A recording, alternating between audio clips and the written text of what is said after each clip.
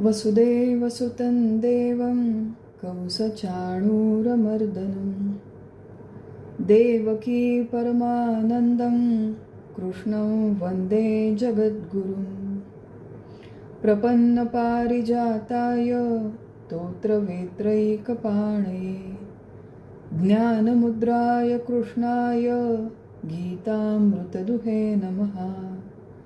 ब्रह्मानन्दं परमसुखदं केवलं ज्ञानमूर्तिं द्वन्द्वातीतं गगनसदृशं तत्त्वमस्यादिलक्ष्यम् एकं नित्यं विमलमचलं सर्वदी साक्षिभूतं भावातीतं त्रिगुणरहितं सद्गुरुं तं नमामि। गोपाल कृष्ण भगवान की जय। श्री सद्गुरुनाथ महाराज की जय। सब लोगों को प्रणाम, सबको वंदन करती हूँ। भगवद गीता अध्याय 6 ध्यान योग आत्मसंयम योग, इसका हम अभ्यास कर रहे हैं। इसमें पहले 25 श्लोकों का अभ्यास हमारा हो चुका है। भगवान ने मुख्यतः प्रत्यक्ष ध्यान की प्रक्रिया के बारे में कुछ मार्गदर्शन हमें किया है। किस तरह का आसन हो, किस तरह का श्वासोच्छ्वास हो, किस तरह का हमारी दृष्टि हो, किस तरह का विचार हो वगैरह, ये विस्तार से हमने इन चीज़ों का विचार किया है।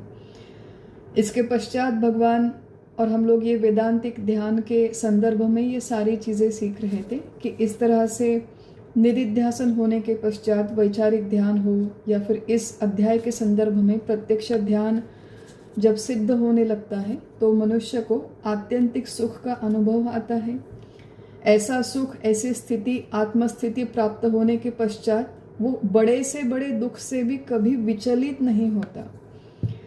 कई सारे लोग ये पूछते हैं कि आध्यात्मिक मार्ग में मेरी प्रगति हो रही है या नहीं हो रही है, हम लोग कैसे जाने, कैसे पहचाने। तो उसका सबसे बड़ा क्राइटेरिया ये है कि हम लोग विशेषतः प्रतिकूल परिस्थिति में कितने विचलित होते हैं। जितने हम लोग ज़्यादा विचलित हैं उतने हम लोग आत्मस्थिति से दूर है। ये सरल नियम है, इसको हम लोग हमेशा याद रखें।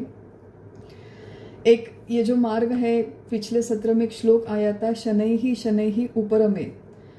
तो ये जो सारा विषय है, संपूर्ण ध्यानाभ्यास हो, संपूर्ण आत्मज्ञान के लिए प्रयास जो भी हम कर रहे हैं, कुछ आसन है, कुछ बैठक है, मन को एकाग्र करना, रजोगुण कम करना, एक जगह पे बैठना, फोकस एकाग्र होने का प्रयास करना, ये सारी चीज़ें, इनमें से कोई बात एक दिन में, एक रात में, एक साल में सिद्ध होने वाली नहीं है। संस्कृत में एक सुंदर सुभाषित लिखा है कि शनैः पंथः शनैः कंथा। तो सुभाषितकार कहते हैं कि शनैः पंथा माने लंबा रास्ता धीरे धीरे तय होता है। बहुत बड़े रास्ते पर, मान लीजिए मैं आज हैदराबाद में हूँ और मुझे दिल्ली में जाना है और पैदल जाना है, ऐसा मान के चलिए। तो हैदराबाद से दिल्ली ये जो लंबा रास्ता धीरे धीरे तय करना होता है। एक दिन में उड़कर पंख लगाकर तो मैं वहाँ पर नहीं जा सकती। एक एक कदम करके रास्ते पर चलना होता है, एक एक कदम करके पूरा करना होता है। शनैः कंथा माने एक एक धागा जोड़कर ही वस्त्र को तैयार किया जाता है। कई लोग जो बुनाई करते हैं, कढ़ाई बुनाई, वो जानते होंगे कि स्वेटर भी अगर आपको बुनना है, हाथ से बुनना है, मशीन से नहीं, तो उसमें समय लगता है। आज हाथ में लिया और कल हो गया, ऐसे नहीं होता, धीरे धीरे ये चीज़ें होती हैं। तो सुभाषितकार कहते हैं शनैः पंथा शनैः कंथा शनैः पर्वत लंघनम। पूरे पर्वत के शिखर पे जाना है तो एक छलांग में नहीं लांघा जा सकता, उसके लिए समय लगता है। शनैः विद्या, किसी भी विद्या को ग्रहण करने में, आत्मसात करने में काफ़ी बड़ा समय देना पड़ता है। चाहे वो कला हो, चाहे क्रीड़ा हो, चाहे कोई विज्ञान गणित जैसी विद्या हो, उसे आत्मसात करने में समय लगता है। शनैः वित्तम, एथिकल मार्ग से अगर हमें धन कमाना है तो इस तरह का धन कमाने में पाई पाई जोड़ते हैं हम लोग, तो एक एक पाई जोड़ने में भी समय लगता है। तो सुभाषितकार कहते हैं पंचैतानि शनैः शनैः। ये जो जीवन में अच्छी चीज़ें हैं, अच्छे कोई काम करने हैं, तो सारी चीज़ों के लिए समय देना पड़ता है। विशेषतः इस अध्याय के अभ्यास में हम लोग ये हमेशा याद रखें। क्योंकि महत्वपूर्ण चीज़ यह है कि हम लोगों को आज के जीवन पद्धति में सारी चीज़ें एकदम हड़बड़ी होती है, जल्दबाजी में हम लोग रहते हैं। क्विक रिजल्ट चाहिए, फास्ट चाहिए, इंस्टेंट चाहिए, अभी के अभी चाहिए, बहुत मात्रा में चाहिए। आज जो वैरायटी मुझे मिली है वो छोड़ के और कोई वैरायटी चाहिए। तो सारी चीज़ें हमें बहुत जल्दी, बहुत फास्ट करने की, एक फास्ट पेस्ड जीवन जीने की आदत हो गई है। अब व्यवहार में वो जो भी है वो ठीक है, हर एक व्यक्ति अपने अपने परिवार के, अपने अपने व्यवसाय के अनुसार वो जीवन जिए, कोई समस्या नहीं है। यहाँ पर आध्यात्मिक मार्ग में अगर प्रगति करनी है तो उसके लिए महत्वपूर्ण बात है कि शनैः ही शनैः, यानी धीरे धीरे यहाँ पर प्रयास के लिए जल्दबाजी हो, लेकिन फल मिलने में समय लगता है। भगवान ने एक महत्वपूर्ण बात और कही थी कि संकल्प प्रभवान कामान, संकल्पों से निर्माण होने वाली कामनाओं का सर्वथा त्याग करो। संकल्प अधिक सूक्ष्म है, कामना अधिक स्थूल है, इसका हमने विचार किया था। कामनाओं का पूरा पूरा त्याग होना तो संभव नहीं है, लेकिन किस तरह उसे नियोजित करे, नियंत्रित करे, कम करे, इन सारी चीज़ों का हमने विचार किया था पिछले सत्र में। आज जो हमारा अभ्यास है वो 26वें श्लोक से आगे बढ़ाते हैं। अब भगवान को देखिए, भगवान इज़ अ मास्टर टीचर। भगवान जब कोई चीज़, कोई टेक्निक, कोई विद्या, कोई सिद्धांत अर्जुन को सिखाते हैं तो उस सिखाने के साथ साथ भगवान को ये पता है कि अर्जुन को क्या समस्या आने वाली है। जो भी मैं कह रहा हूँ उसे इम्प्लीमेंट करने में अर्जुन को क्या समस्या आने वाली है, केवल अर्जुन को नहीं तो अब 5000 साल के पश्चात जितने भी लोग भगवद गीता पढ़ेंगे उन सबके जीवन में क्या समस्या आने वाली है, ये चीज़ भगवान को पता है। तो इसलिए यहाँ पर भगवान 26वें श्लोक में कहते हैं कि यतो यतो निश्चरति मनश्चंचलम अस्थिरम ततस्ततो नियम्यैत आत्मन्येव वशं नयेत। स्वभाव से ही चंचल रहने वाला मन जिस ओर जाए उस ओर से पीछे खींचकर उसे आत्मस्वरूप में स्थिर करना चाहिए।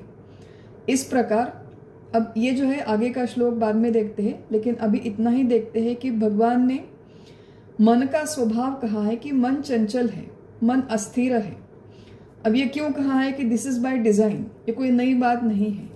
अनेक सारे लोग जो आध्यात्मिक मार्ग में नए आते हैं तो अनेक सारे लोग प्रामाणिक होते हैं, प्रामाणिकता से प्रयास करते हैं कि अपने अपने गुरुजी से जाके बात करते हैं कि गुरुजी आपने जो भी हमें मंत्र दिया, मंत्र का जाप तो मैं रोज़ करती हूँ, लेकिन मेरा मन बिल्कुल स्थिर नहीं है। मेरे मन में 50 विचार आते रहते हैं, मेरे मन में यहाँ वहाँ की बातें आती है। 10 मिनट के छोड़ो, 10 सेकंड के लिए भी मैं स्थिरता से अपना जाप नहीं कर सकती। तो भगवान कहते हैं कि दिस इज़ बाय डिज़ाइन, इसमें कोई नई बात नहीं है, आपके मन की ये कोई स्पेशलिटी है, ऐसे भी बात नहीं है। सामान्य प्रापंचिक लोगों के, सारे लोगों के मन का ये स्वभाव है कि मन चंचल भी है और अस्थिर भी है। और इसका एक स्वभाव है कि जितना हम लोग उसे पकड़ कर एक जगह पर बिठाने का प्रयास करेंगे उतना वो नए नए दिशाओं में भागता रहेगा। जहाँ जहाँ पर ये मन भागेगा उसे वहाँ वहाँ से पकड़ो और 1 बाय 1 धीरे धीरे उसे वहाँ से खींच कर फिर से आत्मस्थिति में आकर स्थित करने का प्रयास करो। तो भगवान ने मन की समस्या भी बताई है और उसका सोल्यूशन भी बताया है कि मन भागने वाला है। छोटा सा बच्चा देखिए, छोटा सा बच्चा जो अभी अभी क्रॉल करने लगा है, जिसका नया जन्म होता है तो उसके सारे माइलस्टोन्स होते हैं। उसके माता पिता, उसके दादा दादी बड़े प्यार से देखते हैं कि हमारा बच्चा बैठने लगा है, अब धीरे धीरे क्रॉल करने लगा है। तो क्रॉल करना जब नया नया बच्चा सीखता है तो वो एक जगह पर नहीं बैठता। माता पिता, घर वाले उसे एक जगह पर बिठाते कि भाई इस खिलौने के साथ खेलो तुम। तो एक 10-20 सेकंड के साथ 10-20 सेकंड के लिए वो खेल लेता है, लेकिन जैसे ही कॉर्नर में कुछ दिखा वहाँ पे भाग गया, दूसरे कॉर्नर में दिखा वहाँ पे भाग गया। परिवार में हमारे, मुझे पता है कि एक जगह पर ऐसे ही माता कोई काम कर रही थी घर में और एक 5-7 मिनट के लिए उसे आवाज़ नहीं सुनाई दी अपने बच्चे की। तो वो एकदम से उसे कि क्या हुआ, मेरे बच्चे की आवाज़ क्यों नहीं आ रही है, ऐसा सोच कर वो गई रूम में, कमरे में। थोड़े 2 मिनट के लिए वो बाहर गई थी तो उसने देखा कि उसका बच्चा बेडरूम से निकलकर क्रॉल होकर किचन में गया था। किचन में जाकर उसने पूरा आटे का डब्बा नीचे निकाला और सारा का सारा आटा अपने शरीर पे उसने नहा लिया था बिल्कुल आटे में, ज़मीन पे सारा आटा गिरा हुआ था और मस्त मज़े में खेल रहा था। अब ये कि ये 2 मिनट की बात है, 2-4 मिनट सिर्फ माता का ध्यान नहीं रहा तो बच्चा यहाँ से वहाँ चला गया। बिल्कुल वैसे ही हमारा इस ध्यान की प्रक्रिया में, जाप की प्रक्रिया में होता है कि जितना हम लोग एक विचार पर, एक मंत्र पर, एक किसी तत्व पर अपने आप को स्थिर करने का प्रयास करते हैं, तो हमें बिना समझे एक क्षण के लिए हमारा अगर ध्यान हट गया तो मन कहाँ से कहाँ चला जाता है।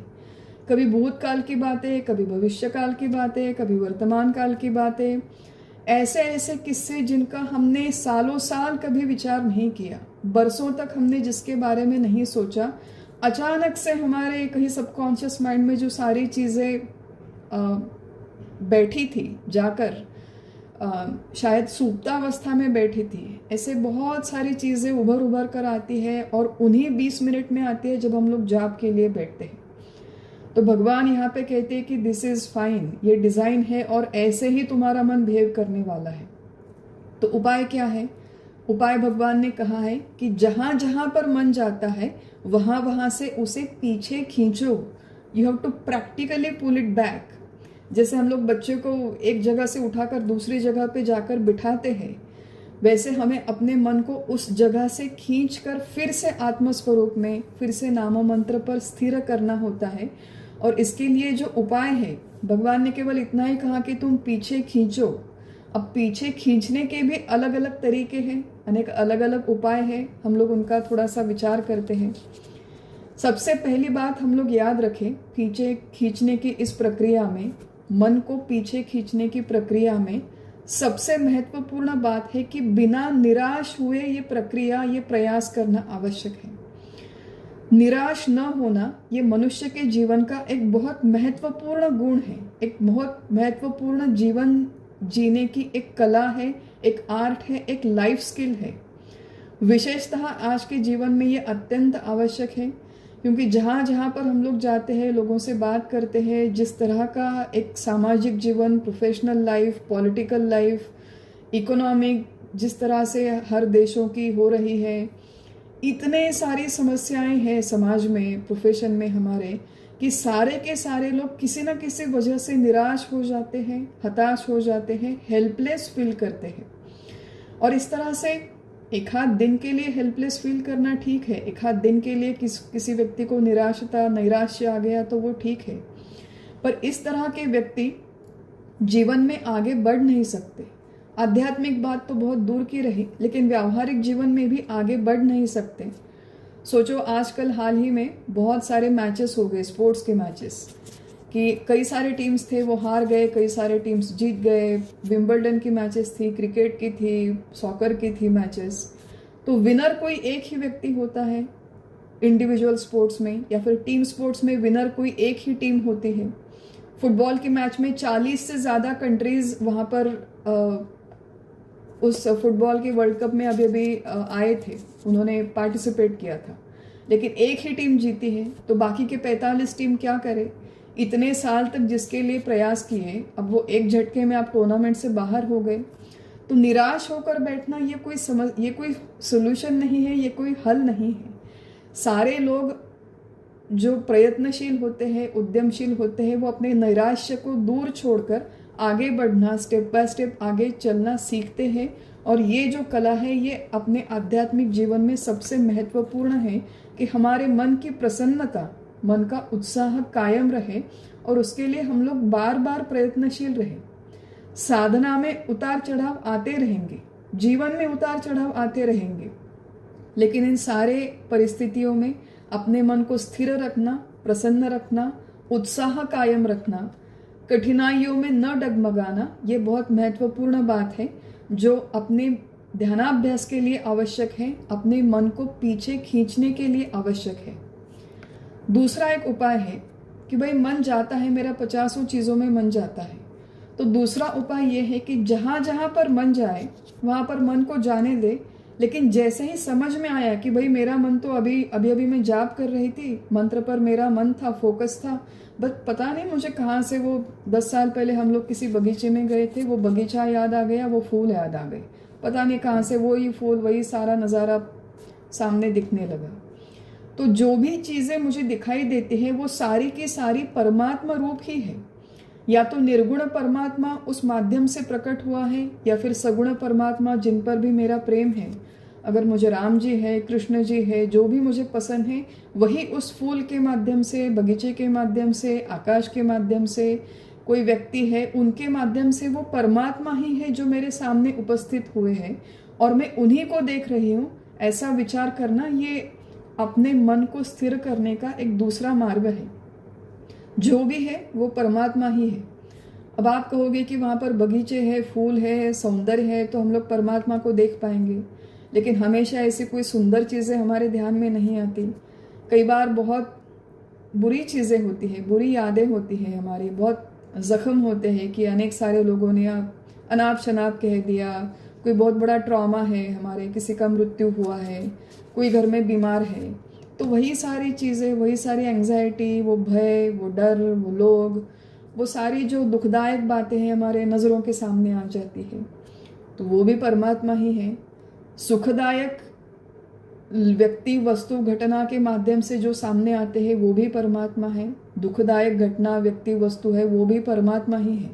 उन सबके पीछे केवल एक ही तत्व है। उस तत्व को चाहे राम कहो, कृष्ण कहो, हरि कहो, हरि म्हणा, कोणी गोविंद म्हणा, गोपाल म्हणा, परमात्मा, आपको जो चाहे बोलो, वो एक ही परमात्मा मेरे सामने उस समय आ रहे हैं। ऐसा लगातार विचार करने से वो जो डिस्ट्रैक्शंस है, वो डिस्ट्रैक्शन हमारे ध्यानाभ्यास में थोड़े कम होते हैं। तीसरा एक उपाय है इसमें कि इस तरह मन जब 50 चीज़ों में जाता है, 50 पदार्थों में जाता है, तो उन पदार्थों के संबंध में थोड़ा तत्वज्ञान का आधार ले, थोड़ा तत्वज्ञान का आधार लेकर विचार करें। भगवान शंकराचार्य ने जब इस श्लोक पर टीका लिखी थी, शांकर भाष्य लिखा था, तो भगवान शंकराचार्य कहते हैं कि जो जो पदार्थ आपको दिखते हैं तत् तत् निमित्तम आभासी कृत्य। बहुत सुंदर शब्द उन्होंने उपयोग किया है कि जो जो पदार्थ आपके सामने आ रहा है वो केवल एक आभास है।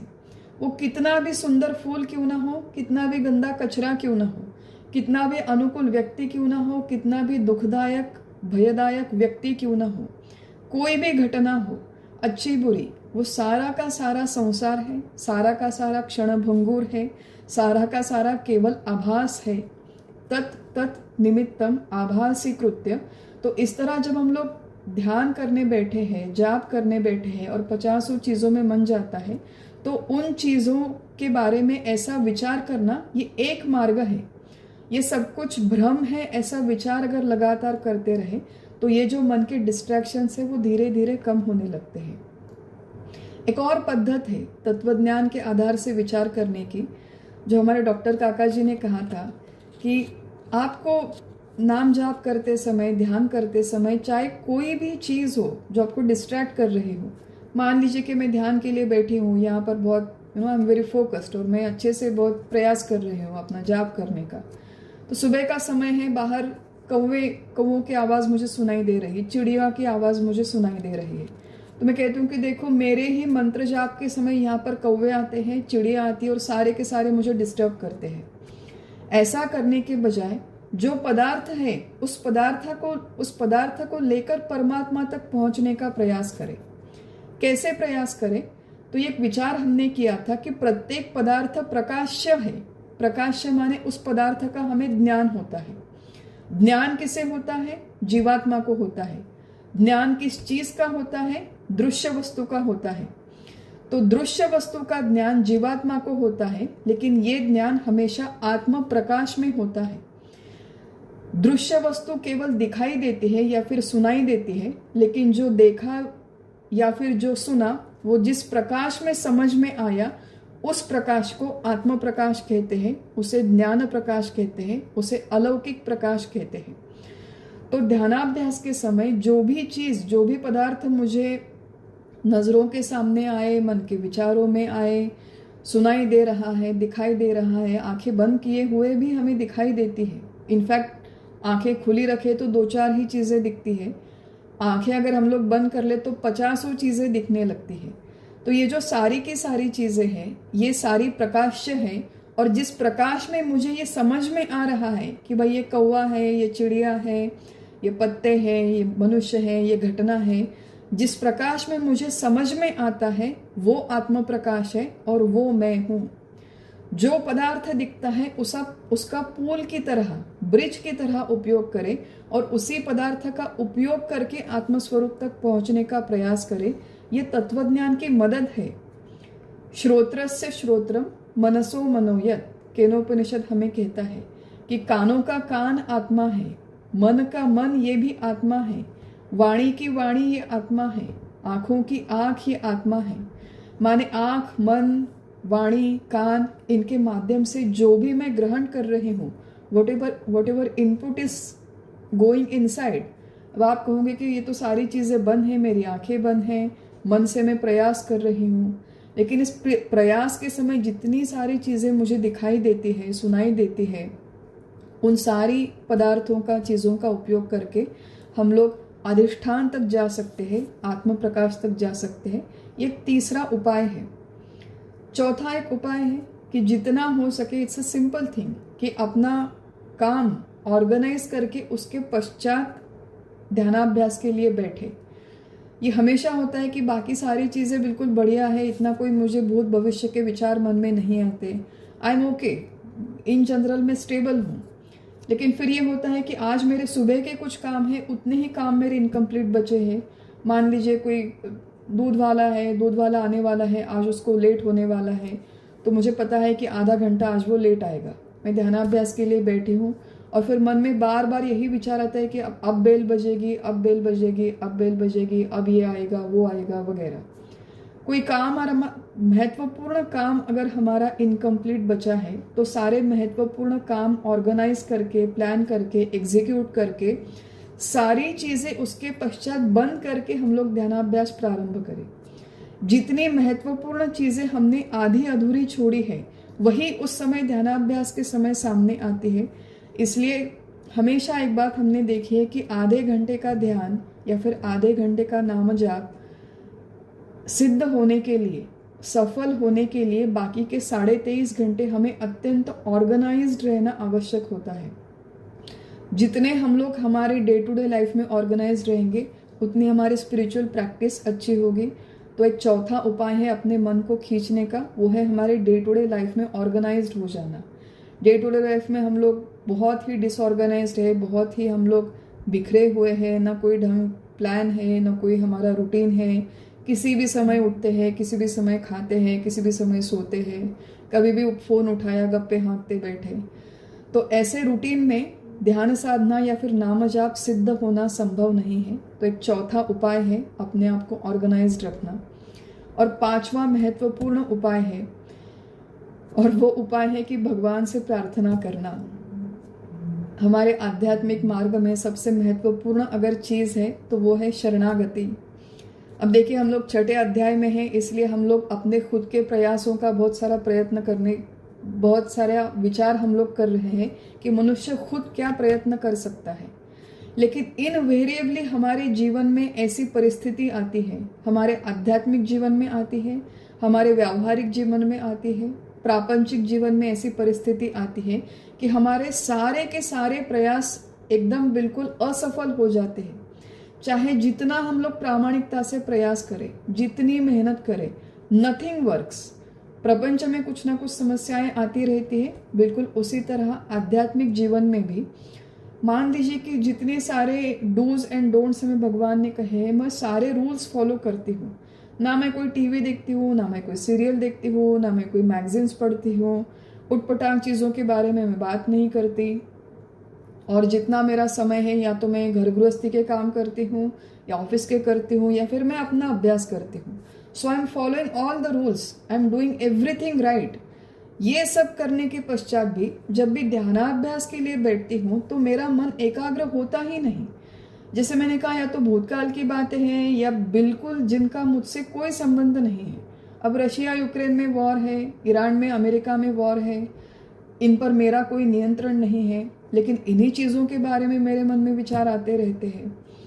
तो ऐसी बहुत सारी चीज़ें हैं जहाँ पर मनुष्य की शक्ति कम हो जाती है, मनुष्य की क्षमता कम हो जाती है, वो बिल्कुल हेल्पलेस हो जाता है। आध्यात्मिक जीवन में जब ऐसा समय आए तो सबसे महत्वपूर्ण बात है कि आर्तता से भगवान से प्रार्थना करो। 7वें अध्याय के आगे जब हम लोग बढ़ेंगे तो हम लोग ये नोटिस करेंगे कि 6ठे अध्याय तक भगवत गीता का एक अलग ही टोन था और 7वें अध्याय से ये भगवत गीता का टोन चेंज होता है, ये गियर भी चेंज हो जाता है।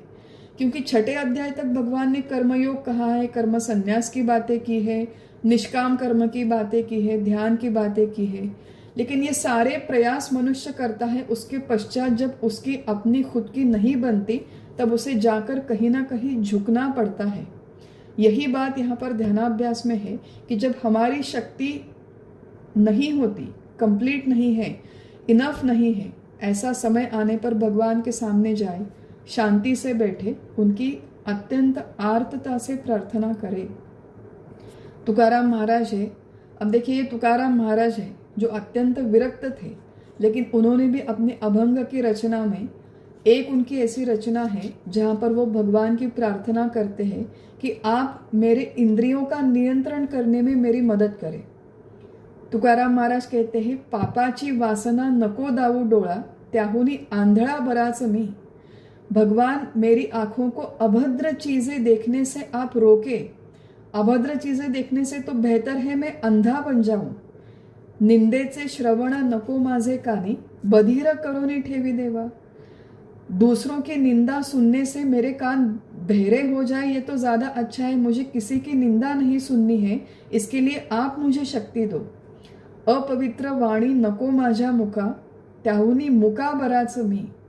अपवित्र भाषण माने दूसरों की निंदा, दूसरों को परेशान करना, दूसरों से उटपटांग चीजें कहना, इससे तो बेहतर है मैं गूंगा बन जाऊं। तो ये जो मेरी इंद्रियां हैं ये मुझसे नियंत्रित नहीं होती, इनमें इतनी क्षमता नहीं है कि अभद्र चीजें देखने, सुनने, बोलने से ये अपने आप कंट्रोल नहीं होती।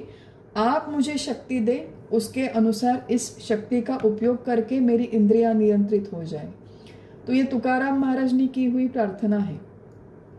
दूसरे किसी अभंग के रचना में वो कहते हैं कि तुका म्हणे तू राखबा मनेरी, मगत्या येरी आम्ही जाणू।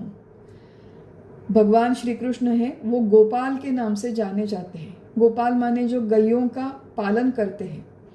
अब बहुत सारी गाय है कि गोपाल आप संभाल लेते हो, लेकिन ये जो मेरी गाय है जिसका नाम मन है, ऐसी मन नाम की मेरी गाय मुझसे संभाली नहीं जाती।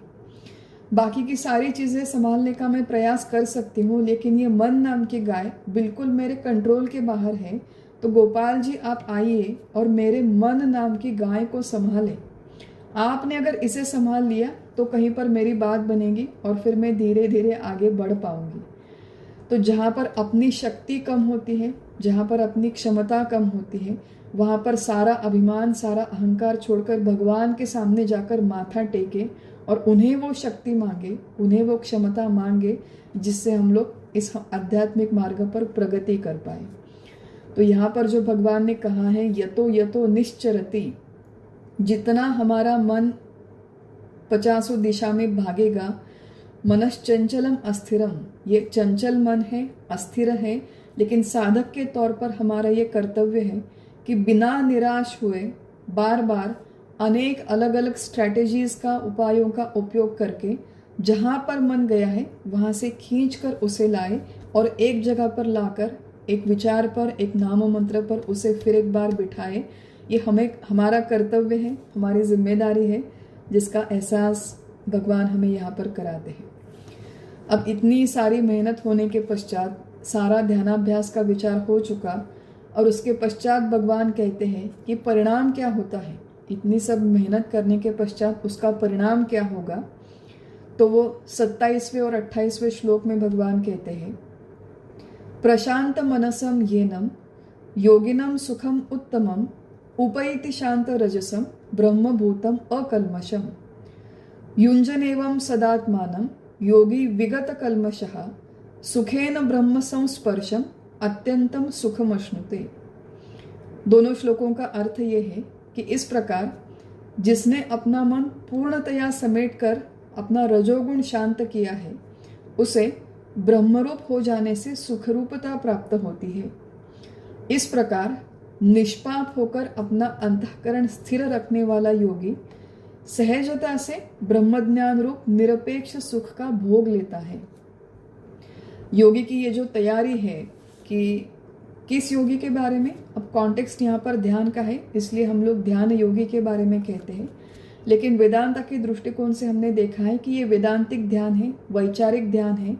इसका एक अंग है कि आधा घंटा एक जगह पर बैठकर एकाग्रता से विचार करो, लेकिन इसका दूसरा अंग है कि पूरे 23.5 घंटे ये विचार अपने मन में जीवित रखो, इस विचार से जुड़े रहो 24 घंटे।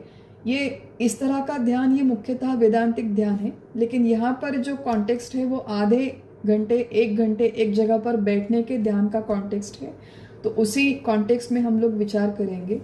इस तरह ध्यानाभ्यास जब होता है, उस योगी की तैयारी जब पूरी होती है, योगी की तैयारी में क्या क्या है, नाउ दिस इज कंप्लीट। प्रशांत मनसम, उसका मन अब सर्वथा शांत हो चुका है। अब उसके मन में संकल्प विकल्प नहीं आते।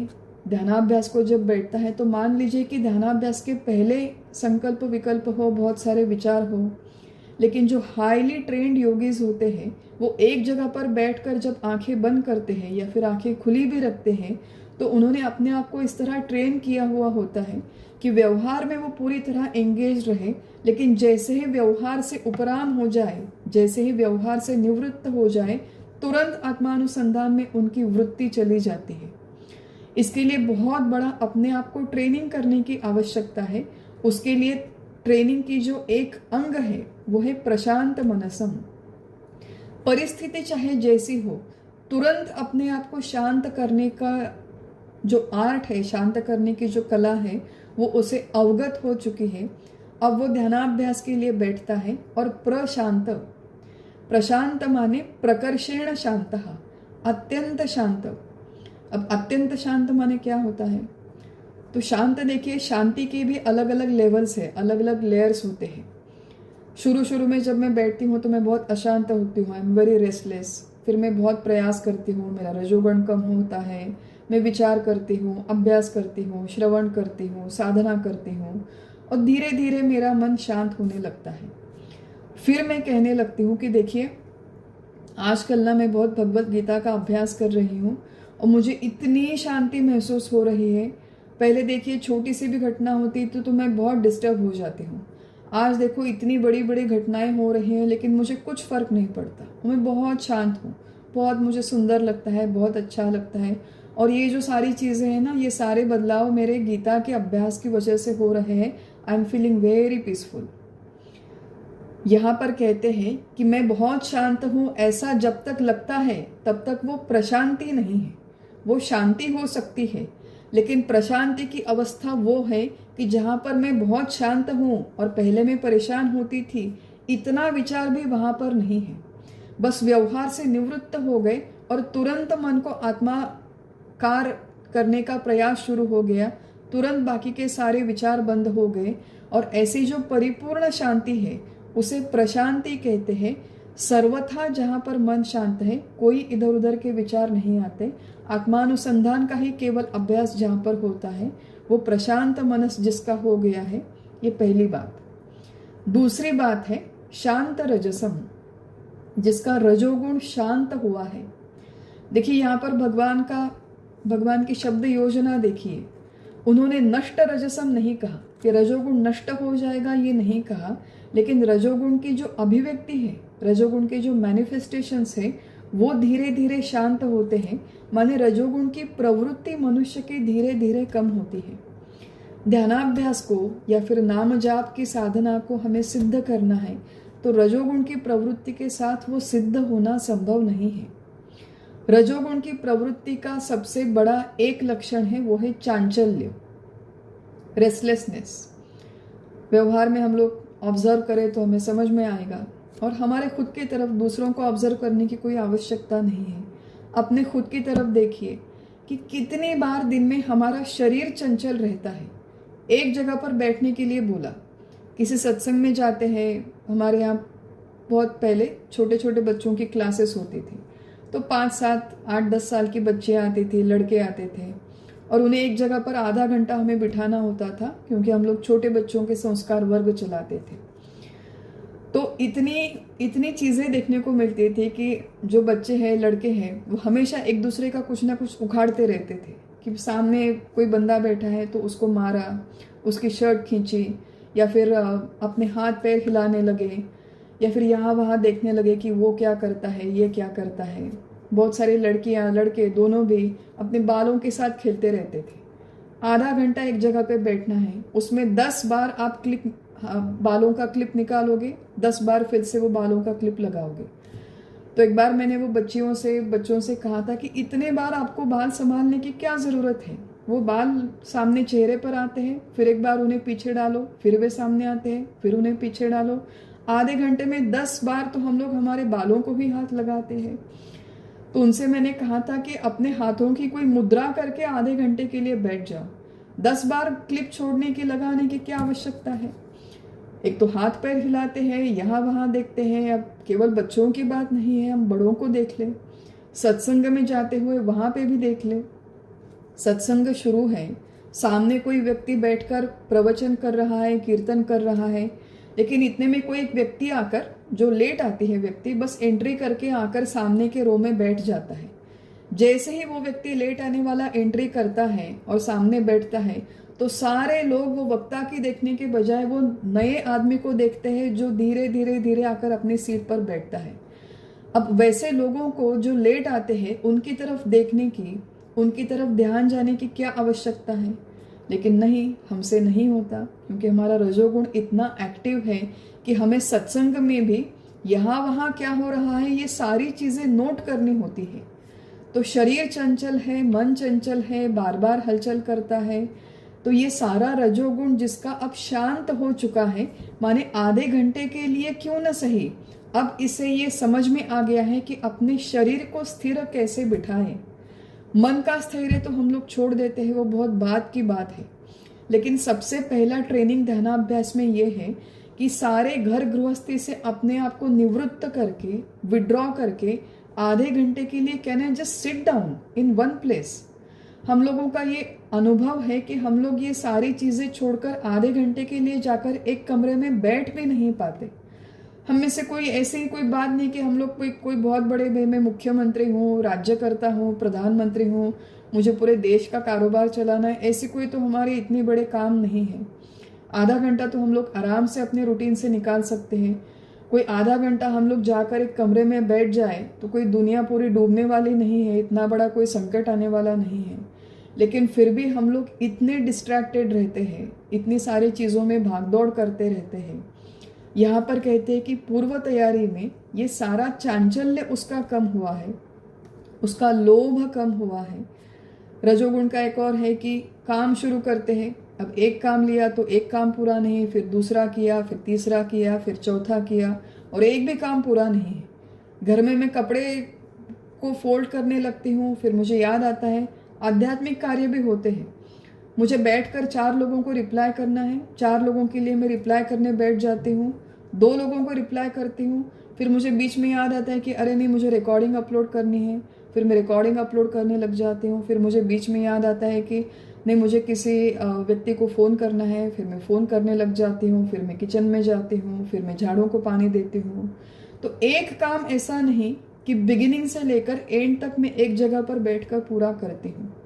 ये सारा रजोगुण का प्राबल्य है, और ये प्राबल्य जितना कम होता है उतना वो योगी तैयार होता है फॉर व्हाट? ध्यानाभ्यास के लिए, उसके सिद्धि के लिए। यहाँ पर भगवान शंकराचार्य जब भाष्य लिखते हैं इस श्लोक के ऊपर, तो आचार्य जी ने रज शब्द का अर्थ किया है, भगवान शंकराचार्य ने, कि मोहादि क्लेश रूपी रज। क्लेश माने दोष, जिनसे हमें दुख होता है, उन सारी चीज़ों को क्लेश कहते हैं। तो भगवान शंकराचार्य कहते हैं कि रज शब्द का एक अर्थ है दोष। और कौन से दोष है? कि हमें मोह इत्यादि क्लेश होते हैं। क्लेश, ये जो संकल्पना है, ये मूलतः योग दर्शन में आती है, पतंजलि के योग सूत्रों में, जहाँ पर पंच क्लेशों का विषय आता है। ये पंच क्लेश, 5 तरह के रज, 5 तरह के दोष जब तक हमारे स्वभाव में है, तब तक रज हमारा शांत नहीं हो सकता।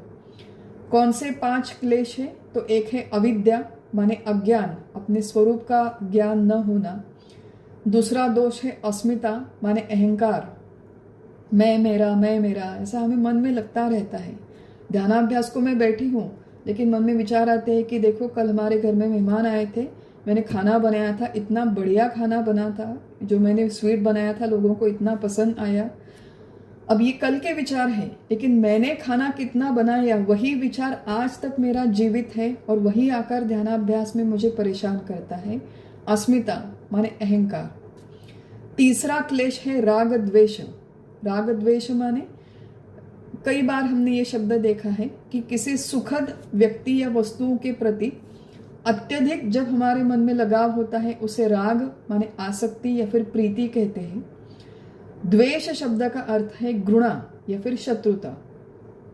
तो जो अप्रिय वस्तु, अप्रिय व्यक्तियां, उनके प्रति जो मन में घृणा रहती है उसे द्वेष कहते हैं। राग द्वेष ये दोनों ऐसे दोष हैं, ये दोनों ऐसे क्लेश हैं जो मेरे मन को अशांत करते हैं और बिल्कुल उसी समय आधे घंटे जब मैं ध्यानाभ्यास के लिए बैठी हूँ वहीं पर आकर ये राग द्वेष मुझे परेशान करने वाले हैं। दिन भर ये विचार मन में नहीं आएंगे, लेकिन जैसे ही मैं आंखें बंद करके बैठती हूँ तो मन में आता है कि पता नहीं ये गेस्ट आए क्यों थे मेरे घर पे, इतना इन लोगों ने नखरे उठाए हैं, नखरे दिखाए हैं। हम लोग दूसरों के घर पे जाते हैं तो कोई इतने नखरे दिखाते हैं क्या?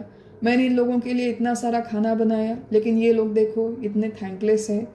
अब इस तरह के विचार मन में आते हैं तो इन लोगों ने मेरी बहुत सराहना की, या तो ये विचार मन में आता है, या फिर इन लोगों को मेरा कुछ भी अच्छा नहीं लगा, या तो ये विचार मन में आता है। और यही सारे राग द्वेष में हम लोग झूलते रहते हैं। आधा घंटा ध्यान का कहाँ चला गया पता ही नहीं चलता। तो भगवान शंकराचार्य कहते हैं कि बी अवेयर, ये जो 5 क्लेश है, आपकी अविद्या, आपकी अस्मिता, आपका राग द्वेष और अभिनिवेश। अभिनिवेश शब्द का अर्थ है मृत्यु का भय, जीवन से अत्यंत चिपकाव, जीवन को माने जीवित रहने को पकड़ कर रहने की वृत्ति। चाहे कुछ भी हो जाए, जरा सी भी बीमारी होती है तो मैं डर जाती हूँ कि पता नहीं अब मेरा क्या होगा। अनेक सारे ऐसे लोग हैं कि जिन्हें अपने खुद के मृत्यु का भय नहीं रहता। एक महिला भगिनी है, किसी से मैं बात कर रही थी, वो कह रही थी कि देखो मुझे ना अपने मेरी तो अब 60-70 साल की उम्र है तो मुझे अपने मृत्यु से कोई डर नहीं लगता। मेरा जीवन सारा हो गया, मैंने जो भी करना था सब कर लिया, तो चाहे मेरा कुछ कम ज़्यादा हो जाए मुझे अपने मृत्यु से डर नहीं लगता। बस मुझे ये लगता है कि मेरे जाने के पश्चात मेरे घर वालों का क्या होगा, मेरे बाल बच्चों का क्या होगा, या फिर मेरे पोता पोती है उनका क्या होगा, उनकी तरफ कौन देखेगा। मेरे तो बहू बेटे ऑफिस के लिए जाते हैं, पोतों को तो मैं ही देखती हूँ घर में, तो मैं भले चले जाऊँ फिर इन लोगों का क्या होगा। या फिर कई बार ऐसे विचार मन में आते हैं कि ठीक है मृत्यु तो मेरी नहीं, मेरी होगी तो चलेगा, लेकिन मेरे बाल बच्चों को कुछ नहीं होना चाहिए। अगर बच्चों को ज़रा सा भी बुखार आ जाए, बच्चों को ज़रा सी भी परेशानी हो जाए तो ये लोग रेस्टलेस हो जाते हैं कि भाई उसे क्यों हो गया, भगवान को बुखार देना ही था तो उसे क्यों दिया, मुझे देते भगवान बुखार। इतनी बड़ी बीमारी देनी थी तो उसे क्यों दी, मुझे क्यों नहीं बीमार किया भगवान ने। इस तरह के विचार मन में आते हैं। ये सारा मृत्यु का डर है, या अपने मृत्यु का डर है या दूसरों के मृत्यु का डर है। कई बार डर ना भी हो लेकिन इस तरह के विचार आते हैं कि मृत्यु मुझे आई तो चलेगा, लेकिन बस मेरी एक प्रार्थना है भगवान से कि मृत्यु ना मुझे अच्छी कंडीशन में आए, मतलब मेरे हाथ पैर चलते रहे। ऐसा ना हो कि मैं कल उठ के पैरालाइज हो जाऊँ, बिस्तर पे पड़ी रहूँगी, मेरा एक्सीडेंट हो जाएगा तो घर के सारे लोगों के ऊपर मैं बोझ बन जाऊँगी। तो मैं चाहती हूँ कि मेरे हाथ पैर मेरे अंतिम क्षण तक चलते रहे, और मैं चाहती हूँ कि मेरा सारा परिवार मेरे साथ रहे, मेरा जो अंतिम क्षण हो जीवन का सब ये सारे लोग इकट्ठा होकर मेरे आजू बाजू में रहे। इसे शास्त्र की भाषा में इन सारे विचारों को दोष कहा है, इसे अभिनिवेश कहते हैं। मृत्यु या फिर मृत्यु के बारे में अनेक सारे भयभीत करने वाले विचार और जीवित रहने से अत्यंत बड़ा चिपकाव या फिर लगाव, ये जब तक मन में है तब तक रजस शांत नहीं होगा, मन शांत नहीं होगा, और ये तैयारी जब तक नहीं होती तब तक ध्यान सिद्ध नहीं होता। यहाँ पर जिस योगी की बात हो रही है उसने अपने इन 5 क्लेशों का निवारण किया है, रजोगुण शांत किया है, मन शांत किया है, आगे तैयारी में, योगी के तैयारी में कहा है कि वो अकल्मश है और विगत कल्मश है। अकल्मश, कल्मश माने पाप, जिसके पाप नष्ट हो चुके हैं, जिसका आचरण शुद्ध है, जिसके विचार शुद्ध है, ऐसा अत्यंत शुद्ध आचरण और शुद्ध विचारों वाला ये व्यक्ति है। कर्मयोग के प्रारंभ में हमने देखा था कि आध्यात्मिक प्रगति के लिए चित्त शुद्धि और चित्त शांति अत्यंत आवश्यक होती है।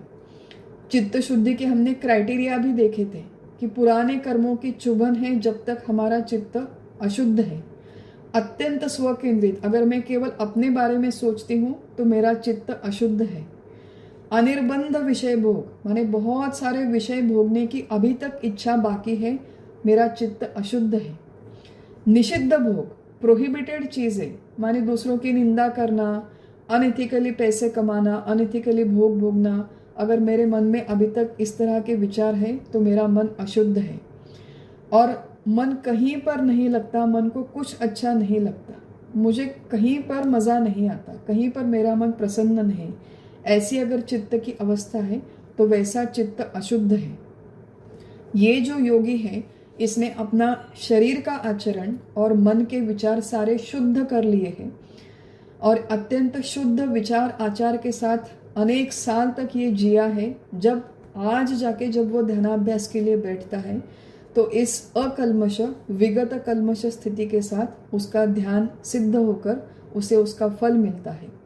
और युंजन एवं सदात्मानम, युंजन एवं, युंजन माने योग होने के लिए, किस तरह का योग होने के लिए, एवं, एवं माने कौन सा, कि अभी तक जो भगवान ने कहा है 6ठे अध्याय में 10वें 11वें श्लोक से लेकर अब तक भगवान ने ध्यान के बारे में जितनी भी सही बातें कही है, जो भी मार्गदर्शन किया है, इस तरह से जो योग में स्थित होने का, सदा माने सदैव, आत्मानम आत्मस्थिति में स्थित होने का, आत्मानुभूति से आत्मानुभूति प्राप्त होने के लिए जो सदैव प्रयत्नशील रहता है, अनेक सालों तक जब जिसने निष्ठा से ये प्रयास किया है उसे उस ब्रह्म स्थिति का, आत्मस्थिति का फल प्राप्त होता है।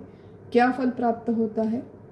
सुखेन ब्रह्म संस्पर्शन अत्यंतम सुखम अश्नुते, निरतिशय सुख की प्राप्ति होती है।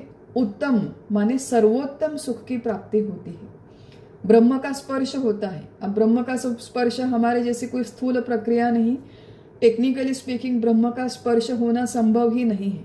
ये केवल कल्पना है ये कहने के लिए कि उसे ब्रह्मानुभव होता है, आत्मानुभव होता है, और इसका परिणाम ये है कि उसे सर्वोत्तम सुख की प्राप्ति होती है।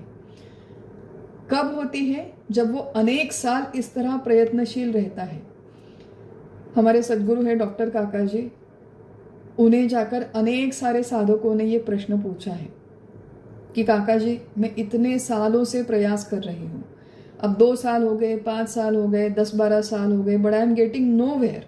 मैं इतना सारा रोज 1 घंटा सुबह बैठती हूँ, शाम को बैठती हूँ, आपने जो भी किया, ग्रंथों का अभ्यास, श्रवण करना, लेखन करना, दूसरों को प्रवचन देना, इतना सारा प्रयास मैंने किया है, पर अभी तक मेरी प्रगति नहीं हो रही है, अभी तक मुझे अनुभव नहीं आया। डेस्परेट हो जाते हैं लोग, एंग्शियस हो जाते हैं। पहले स्ट्रेस था कि प्रपंच में कुछ कम था, अब नया स्ट्रेस मेरे जीवन में निर्माण हो गया कि मुझे आत्मानुभव अभी तक नहीं आया। तो ऐसे बहुत सारे लोगों ने हमारे गुरुजी से जाकर बात की है। तो डॉक्टर काका जी ने केवल एक ही उपाय कहा है कि आपसे जो कहा गया है वो करते रहे, एक दिन जो होना है वो हो जाएगा। क्या उनका उपदेश था? कि आपसे जो साधना कही गई है वो करते रहे, निरंतर करते रहे, परिणाम स्वरूप एक दिन जो होना है वो अपने आप हो जाएगा। और वो अपने आप जब तक नहीं होता तब तक हमें ये प्रयास करने पड़ते हैं। प्रयास किस चीज़ के हैं, किस लिए इतना सारा हमें मेहनत करनी है? क्योंकि हमें निरपेक्ष सुख चाहिए, ऐसा सुख जो किसी व्यक्ति वस्तु के ऊपर निर्भर नहीं है। व्यवहार में हमें इस तरह की कुछ आदत हो गई है कि सुख की प्राप्ति के लिए, सुख की अनुभूति के लिए हम लोग दर बदर की ठोकरें खाते फिरते हैं। मानो हाथ में कटोरा लेकर यहाँ वहाँ घूमते हैं कि भाई मुझे सुख दे दो, भाई मुझे सुख दे दो। किसी व्यक्ति के पास जाते हैं कि भाई वो व्यक्ति मुझे सुख देगा, किसी घटना के पास जाते हैं, परिस्थिति के पास जाते हैं, लोगों के पास जाते हैं, नौकरी के पास जाते हैं, अपने बिजनेस के पास जाते हैं, प्रॉफिट के पास जाते हैं, लोगों की स्तुति है, लोगों की सराहना है, इन सारी बाहर की चीज़ों से हमें सुख चाहिए तो हम कटोरा लेकर यहाँ वहाँ घूमते रहते हैं। भगवान कहते हैं तुम्हें कहीं पर जाने की आवश्यकता नहीं है। इस तरह का निरतिशय सुख प्राप्त होगा, निरपेक्ष सुख प्राप्त होगा, जो सर्वोत्तम है और जो किसी और के ऊपर निर्भर नहीं है। बाहर की चीजें छोड़ो, वो तुम्हारे खुद के देह पर भी निर्भर नहीं है। देह है फिर भी सुख है, देह बीमार है फिर भी सुख है, देह अच्छा स्वस्थ है फिर भी सुख है, एक दिन ये देह चला जाएगा फिर भी सुख है। ये सुख अखंड है। अपने खुद के देह के होने पर या ना होने पर, बाहर की परिस्थिति अनुकूल प्रतिकूल होने पर ये सुख अवलंबन नहीं है, निर्भर नहीं है। ऐसा सुख प्राप्त होता है जब मनुष्य का ध्यान सिद्ध होता है, जब उसकी आत्मस्थिति स्थिर हो जाती है। और यही जो आत्मस्थिति का वर्णन है कि मैं देह नहीं हूँ, मैं परमात्मा हूँ, ये प्रत्यक्ष अनुभव जिसे होता है, उसका व्यवहार कैसे होता है, how does it translate into the day to day life. इसके पहले भी जो थे, माने 27वें 28वें श्लोक में, वो भी ध्यान सिद्ध होने के परिणाम ही थे। वो सुख की प्राप्ति ये परिणाम ही है, लेकिन वो मोर टेक्निकल है, वो तत्वतः है, तत्वशः है। ऐसा व्यक्ति जिसे आत्मानुभूति हो गई है, आत्मज्ञान हो गया है, दृढ़ हो गया है, उसका फिर दिन प्रतिदिन का व्यवहार कैसे होता है, कैसे बदलता है, वो भगवान 29वें और 30वें श्लोक में कहते हैं। सर्वभूतस्थम आत्मानं सर्वभूतानि चात्मनि ईक्षते योग युक्तात्मा सर्वत्र समदर्शनः यो मां पश्यति सर्वत्र सर्वञ्च मयि पश्यति तस्याहं न प्रणश्यामि स च मे न प्रणश्यति। इन 2 श्लोकों का अर्थ है कि जिसका योग सिद्ध हो गया और इसलिए जो सर्वत्र एक ही तत्व को देखता है, वो समस्त जीव जगत में स्वयं को तथा स्वयं में सारे जीव जगत को देखता है। जो सर्वत्र मुझे देखता है और मुझ में सबको देखता है, वो मेरे लिए नहीं ऐसा नहीं होता, और उसके लिए मैं नहीं हूं ऐसा नहीं होता। तो इस तरह आत्मानुभूति का, माने इस अध्याय के कॉन्टेक्स्ट में ध्यान योग, वैचारिक ध्यान सिद्ध होने का क्या परिणाम है कि सबसे पहले उस महात्मा को परिपूर्ण आत्मज्ञान होता है। मैं देह नहीं हूँ, मैं सत चित आनंद रूप परमात्मा हूँ, ये प्रत्यक्ष अनुभव होता है। आज मुझे अगर कोई पूछे कि आप कौन हो, तो मैं सहजता से कहती हूँ कि मैं देह हूँ, मैं परमात्मा हूँ। अब किसी ने नहीं भी पूछा तो ये मेरी अपने आप में प्रतीति है। That is how I look at my self, that is how I think of my self. यहाँ पर इसका जो रेफरेंस है, पॉइंट ऑफ आइडेंटिफिकेशन है, वो रेफरेंस पॉइंट, वो पॉइंट ऑफ आइडेंटिफिकेशन पूरी तरह से शिफ्ट हो जाता है। ये महात्मा व्यावहारिक स्तर पर व्यवहार की तरह ही व्यवहार करता है। व्यवहार में अगर उसे आकर किसी ने पूछा कि भाई आप कौन हो, आपका नाम क्या है, तो वो कहेंगे कि मेरा नाम, जो भी व्यवहार में उनका नाम है, स्वामी है, महात्मा है, जो भी है। मैं पुरुष हूँ, मेरा ये नाम है, या फिर मैं स्त्री हूँ, मेरा वो नाम है, ये प्रोफेशन है। व्यवहार में भले ही वो उत्तर देंगे, अंदर अब उनका विचार बदल चुका है, उनकी प्रतीति बदल चुके हैं। वो अपने आप मन में जब अपने स्वयं के बारे में विचार करते हैं, तो वो केवल अपने आप को चैतन्य स्वरूप परमात्मा के रूप में ही देखते हैं, समझते हैं। इसी तरह उनकी अपने बारे में धारणा हो जाती है, वो दृढ़ धारणा होती है। इस तरह का परिपूर्ण आत्मज्ञान होने का जो एक परिणाम है कि ये महात्मा सहजता से उपाधि का निराश कर लेता है, और उपाधि से जो उपहित चैतन्य है, केवल उसी पर उसकी नजर टिकी हुई रहती है। ये थोड़े शास्त्रीय शब्द हैं, लेकिन पहले 2-3 बार हमने इनका विचार किया हुआ है। विशेषतः 5वें अध्याय में हमने एक श्लोक देखा था, विद्या विनय संपन्ने ब्राह्मणे गवि हस्तिनी शुनि चैव श्वपाके च पंडितः समदर्शिनः। ये श्लोक हमने देखा था कि ये जो पंडित है, आत्मज्ञानी है, उसके लिए चाहे कुत्ता हो, चाहे सुअर हो, चाहे चांडाल हो, या फिर कोई विद्या विनय संपन्न व्यक्ति हो, ये सारे के सारे उसके दृष्टिकोण से सम है। सम माने क्या कि उसके दृष्टिकोण से शरीर सत्य है ही नहीं। उस शरीर में बंद, शरीर से उपहित जो चैतन्य है, केवल वो चैतन्य सत्य है। या उपाधि माझी गुप्त, चैतन्य असे सर्वगत, ते तत्वज्ञ संत स्वीकारिती। ज्ञानेश्वर महाराज कहते हैं कि जो तत्व जानने वाले संत है वो देह को नहीं तो देह के बीच में मानो छुपा हुआ जो चैतन्य है उस पर उनकी नजर होती है। देखिए, हम लोगों का जो व्यवहार है वो पूरी तरह दूसरों के शरीर के साथ जुड़ा हुआ है। अपने शरीर से प्रारंभ होता है, दूसरों के शरीर से होता है, और हमारी सारी दृष्टि केवल शरीर पर टिकी हुई होती है। और जीवन में जितनी सारी समस्याएं हैं, जितना सारा दुख है, उसकी जड़ यह है कि हमारी सारी नजर देह नाम के उपाधि पर है। मेरा देह काला है, उसका देह गोरा है। मेरा देह छोटा है, वो बहुत ऊंची है। उसका नाक इतना सुंदर है, मेरा नाक नहीं है। उसकी आंखें इतनी सुंदर है, मेरी आंखें अच्छी नहीं है। तो या तो देह के बारे में सोचते रहो या स्वभाव के बारे में सोचते रहो, जो है उसे बदलने का प्रयास करते रहो, और सारा जीवन इसी में चला जाता है। हमारे मन में इतने सारे अनावश्यक बायस हो, प्रिजुडिस है, नकारात्मकता है, या तो दूसरों के बारे में या अपने बारे में, केवल इसलिए है क्योंकि हमारा सारा ध्यान दूसरे व्यक्ति को देह के रूप में देखता है, अपने आप को भी देह रूप ही मानता है। अब यहाँ पर फर्क क्या होता है कि रूप के साथ व्यवहार, परंतु स्वरूप पर नजर। केवल नजर, केवल दृष्टि बदल गई, व्यवहार में कुछ नहीं बदला। व्यवहार में ये महात्मा अगर प्राणियों के साथ व्यवहार करना है, गधे के साथ व्यवहार करना है कि तो गधे के जैसा ही करेगा, कुत्ते के साथ व्यवहार करना है कि तो कुत्ते के जैसा करेगा, मनुष्य के साथ व्यवहार करना है कि तो मनुष्य के जैसा ही करेगा। व्यवहार के कुछ नियम हैं, सज्जनों के साथ सज्जनों जैसा व्यवहार, दुर्जनों के साथ दुर्जनों जैसा व्यवहार। लेकिन ये व्यवहारों के नियमानुसार करते हुए हमारे मन में जो एक भावना है कि ये बहुत अच्छा है, ये बहुत बुरा है, ये मेरा प्रिय है, ये मेरा अप्रिय है, ये मन की दृष्टि बदल गई, मन की वृत्ति बदल गई, मन का जो सारा विचार है वो चैतन्य के बारे में होता है। तो स्वरूप पर नजर और रूप के साथ व्यवहार, ये जो कला है, ये जो बैलेंस है, ये आर्ट है, अगर हम लोग अच्छी तरह से समझ जाए तो पूरी भगवत गीता हमें समझ में आ गई, ऐसा हम लोग कह सकते हैं। सर्वत्र समदर्शन। हाँ, सर्वत्र समदर्शन माने या तो एक तो वो सच्चिदानंद रूप परमात्मा सारी जगह पर देखते हैं, या फिर सगुण परमात्मा देखते हैं। लाली मेरे लाल की जित देखूं उत लाल, या फिर मुझे सारी जगह पर मेरे कृष्ण नजर आते हैं, मेरे रामलल्ला नजर आते हैं। या तो आप सगुण भगवान के रूप में देखें या निर्गुण परमात्मा के रूप में देखें। उस महात्मा को सारी सृष्टि में सत्यत्व से केवल परमात्मा दिखते हैं। मिथ्यत्व से उनकी सारी दृष्टि भेदों को देखती है, भेदों को नोटिस भी करती है, भेदों को भेदों की तरह व्यवहार भी करती है, भिन्नताओं के साथ।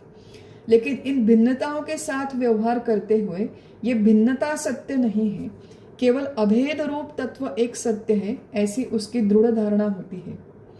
इस समदर्शन का परिणाम क्या है? ईशावास्य उपनिषद में इसी तरह की बिल्कुल श्रुति आई है। भगवत गीता के ये जो 2 श्लोक हैं, ये अनेक बाकी के ग्रंथों में अलग अलग जगह पर रिपीट होते हैं। इनफैक्ट भगवत गीता में भी ये विचार काफ़ी बार अलग अलग शब्दों में रिपीट होते हैं। जैसे मैंने कहा कि अभी जो हमने श्लोक देखा था 5वें अध्याय का, उसी तरह उस 5वें अध्याय में भी यही विचार है, 6ठे अध्याय में भी यही विचार है, ईशावास्य उपनिषद में भी यही विचार है कि जो व्यक्ति इस तरह का समदर्शन करता है, तत्र को मोहः को शोकः एकत्वम अनुपश्यतः, वो कभी मोहित नहीं होता, उसे कभी दुख नहीं होता। ततो न विजुगुप्सते, उसके मन में कभी कोई तिरस्कार नहीं होता, कोई आकर्षण भी नहीं, कोई तिरस्कार भी नहीं। अच्छी तरह से ये व्यक्ति समझ जाता है कि इस दुनिया में there is nothing to attain and nothing to lose. बहुत महत्वपूर्ण विचार है। प्राप्त करने लायक इस दुनिया में कुछ नहीं है और खोने लायक भी इस दुनिया में कुछ नहीं है। अनेक लोगों को ये डर रहता है कि भाई कोई आएगा मुझसे ये छीन कर चला जाएगा। व्यवहारिक स्तर में ये ठीक है, व्यवहारिक स्तर पर कोई व्यक्ति आकर मेरा कुछ छीन सकता है, मेरा नुकसान हो सकता है। व्यवहारिक स्तर पर मुझे उसके साथ व्यवहार भी करना चाहिए। अगर उसने कुछ मेरा चुरा के ले गया तो पुलिस स्टेशन में जाओ, कंप्लेंट करो, ये सारी चीज़ें करें। लेकिन ये करते समय जिसने मेरे घर पे चोरी की है ततो न विजुगुप्सते, उसके प्रति मन में तिरस्कार होने की आवश्यकता नहीं, क्योंकि व्यवहार में जो मिला वो भी मिथ्या है, जो छीन लिया भगवान ने वो भी मिथ्या है। सत्यत्व से होने वाली इस दुनिया में एक भी घटना नहीं है, ये उसके मन में स्थित हो चुका है। Nothing to attain, nothing to lose in this world. इसलिए फिर उसे दुख नहीं होता, अत्यंत शांत मौज में रहता है वो। ये जो एकत्व भाव है केवल मनुष्यों में नहीं तो निसर्ग में है, प्राणी पक्षियों में है। बहुत आई थिंक तीसरे अध्याय में हमने भूत यज्ञ का विचार किया था। यहाँ पर ये तत्वज्ञान जो हमें सिखाते हैं कि हम देखिए हमारे संस्कृति में पेड़ों की पूजा करते हैं, पौधों की पूजा करते हैं, नदी की है, बैल की है, गाय की है, मूषक की पूजा करते हैं। तो ये जो सारे निसर्ग के घटक हैं, इन सबके प्रति हमारे मन में एक देवत्व की भावना हो। निसर्ग को हमारी आवश्यकता से अधिक हम लोग एक्सप्लॉइट ना करें, इस तरह की डिविनिटी, इस तरह का विचार सारे लोगों के मन में बैठ जाए कि ये भगवान स्वरूप है। इनको, इनके प्रति मन में लोभ रखना, आवश्यकता से ज़्यादा इनसे चीज़ें एक्सट्रैक्ट करना अच्छी बात नहीं है। ये सारी चीज़ें मनुष्य धीरे धीरे समझ जाता है। आजकल जो पर्यावरण का संतुलन नहीं है वगैरह जो सारी चीज़ें हैं वो इसलिए है क्योंकि निसर्ग में देवत्व देखना हम लोग भूल चुके हैं। निसर्ग को आवश्यकता से ज़्यादा हम लोग लूट रहे हैं और इस लूट का परिणाम है कि हमारे यहाँ ये ग्लोबल वार्मिंग है, जो भी चीज़ें चल रही है, क्योंकि हम लोग निसर्ग का देवत्व नहीं देखते।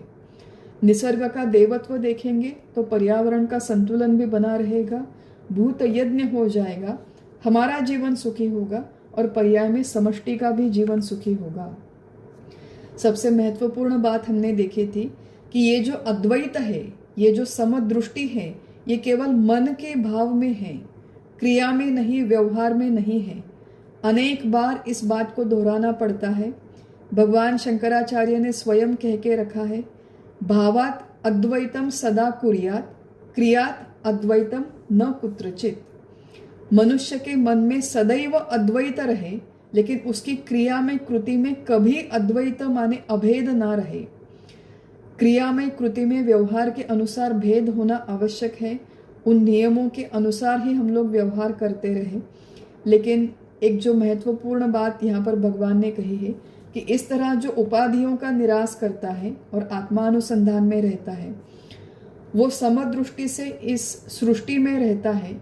समदृष्टि का उसका समभाव होता है। और ऐसा जो भक्त है, भगवान कहते हैं कि वो मेरे लिए हमेशा उपलब्ध है, मैं उसके लिए हमेशा उपलब्ध हूँ। तो इसका मतलब ये नहीं कि भगवान दूसरे लोगों के लिए उपलब्ध नहीं है, भगवान सबके लिए उपलब्ध है। लेकिन जो व्यक्ति 24 घंटे सारी जगह पर केवल भगवान को ही देखता है, भगवान भी उसी तरह 24 घंटे सारी सृष्टि में उसे ही देखते हैं। भगवान शंकराचार्य ने यहाँ पर अर्थ किया है कि न परोक्षी भवति।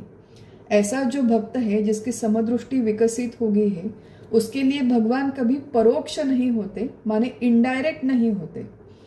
भगवान डायरेक्ट होते हैं। पेड़, पौधा, नदी जब देखते हैं तो इन महात्माओं को डायरेक्टली वहाँ पर डिविनिटी दिखती है, डायरेक्टली वहाँ पर परमात्मा दिखता है, डायरेक्टली वहाँ पर चाहे कृष्ण राम कहो जो भी दिखते हैं, ये उनके लिए कोई गेसवर्क नहीं है, ये उनके लिए कोई अंदाज़ा नहीं है, ये उनके लिए कोई आने जाने वाली अनुभूति नहीं है। हमें जितनी स्पष्टता से वहाँ पर कुत्ता, बिल्ली या फिर पेड़ पौधा दिखता है, उतनी ही स्पष्टता से उन्हें वहाँ पर सच्चिदानंद रूप परमात्मा दिखता है। व्यवहार करते समय कुत्ते बिल्लियों के साथ करेंगे, लेकिन मन में अंदर भावना है कि यहाँ पर केवल परमात्मा है। इस तरह की ये जो अनुभूति है, ये परमार्थ की सर्वोच्च अनुभूति मानी जाती है। ध्यान की प्रक्रिया के माध्यम से, वैचारिक ध्यान के माध्यम से इस तरह का आत्मानुभव आना संभव है। इस तरह का आत्मानुभव हम सब लोगों के जीवन में आए, प्रत्यक्ष स्वरूप से आए, इसी मानवीय जन्म में आए, ऐसी प्रार्थना हम लोग भगवान के ही चरणों में करते हैं। आज हमने 30वें श्लोक तक विचार किया है। अगले सत्र में 31 से आगे हम लोग विचार बढ़ाएंगे। आज यहीं पर रुकते हैं। हरि ओम तत्सत। श्री राम।